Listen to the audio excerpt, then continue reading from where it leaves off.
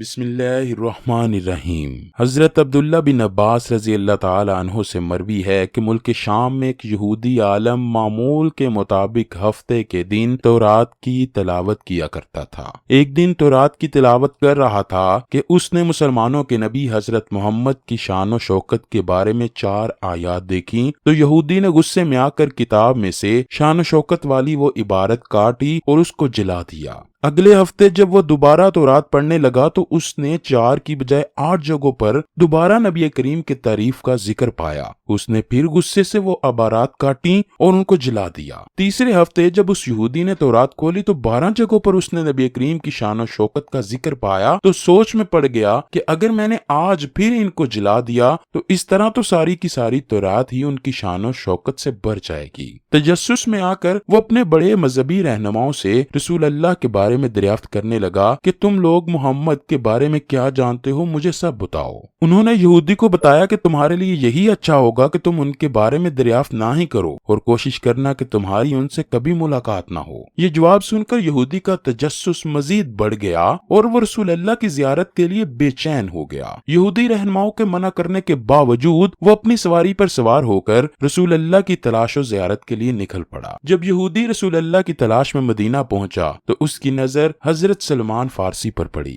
وہ آپ کے حسن کو دیکھ کر سمجھا کہ یہی محمد صلی اللہ علیہ وآلہ وسلم ہوں گے۔ جب یہودی مدینہ منورہ پہنچا تو اس وقت تو رسول اللہ کو اس دنیا سے رخصت ہوئے 3 دن گزر چکے تھے۔ یہودی نے حضرت سلمان فارسی کو رسول اللہ سمجھ کر پکارا۔ حضرت سلمان فارسی کی آنکھوں میں آنسو آ گئے اور یہودی سے کہا، میں تو محمد صلی اللہ علیہ وآلہ وسلم کا خادم اور غلام ہوں۔ یہودی نے پوچھا، پھر محمد کہاں ہیں؟ میں ملنے کے لیے بےتاب ہوں، ان سے ملنا چاہتا ہوں۔ حضرت سلمان فارسی نے سوچا کہ اگر میں یہودی کو سچ بتا دوں تو یہ راہ حق سے محروم ہو کر واپس لوٹ جائے گا اور اگر جھوٹ بول کر اسے روک لوں تو میں گنہگار ہو جاؤں گا۔ حضرت سلمان فارسی اس یہودی کو لے کر صحابہ کے پاس گئے اور یہودی نے سمجھا کہ محمد انہی میں موجود ہوں گے۔ اس نے اونچی آواز میں پکارا، السلام علیک یا محمد۔ صحابہ جو پہلے سے ہی غم میں نڈال تھے یہ الفاظ سن کر آہو بکا پکارنے لگے۔ حضرت سیدنا علی بھی اس وقت دیگر صحابہ میں موجود تھے۔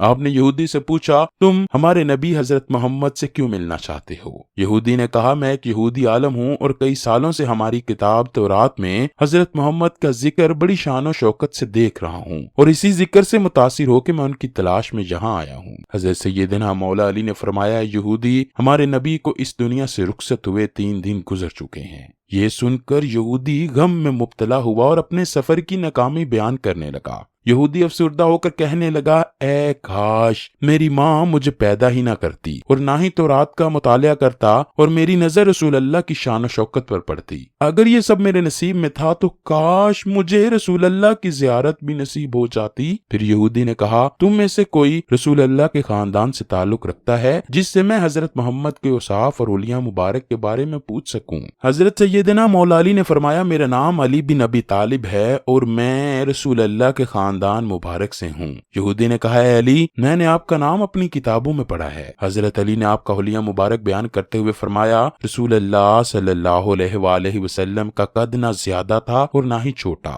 سر مبارک گول، پیشانی کشادہ، پلکیں دراز، آنکھوں کی رنگت خوب سیاہ، تبسم فرماتے تو دندان مبارک سے نور چمکتا، سینے سے ناف تک بالوں کی لکیر تھی، ہتھیلیاں نرم اور ان پر گوشت تھا۔ رسول اللہ کی مہر نبوت شانوں کے درمیان تھی۔ جب یہودی نے یہ سب سنا تو کہنے لگا، اے علی، بلا شبہ آپ نے سچ فرمایا، جو اوصاف تورات میں لکھے ہیں آپ نے وہی بیان کیے۔ پھر یہودی نے کہا، اگر رسول اللہ کے جسم مبارک سے لگا ہوا کوئی کپڑا موجود ہے تو میں اسے سونگنا چاہتا ہوں تاکہ میرے دل کو تسلی ہو۔ حضرت سیدنا علی نے سلمان فارسی سے کہا کہ میری بیوی فاطمہ سے رسول اللہ کا کرتا لے کے آؤ۔ حضرت سلمان فارسی رضی اللہ تعالیٰ عنہ نے گھر پہنچ کر دروازہ کھٹکھٹایا اور کہا کہ میں سلمان ہوں۔ حضرت علی نے آپ کا کرتا مبارک منگوایا ہے۔ بی بی فاطمہ نے رسول اللہ صلی اللہ علیہ وآلہ وسلم کا کرتا مبارک حضرت سلمان فارسی کے حوالے کیا، جس پر کھجور کے ریشے سے 7 جگہ پر پیوند لگے تھے۔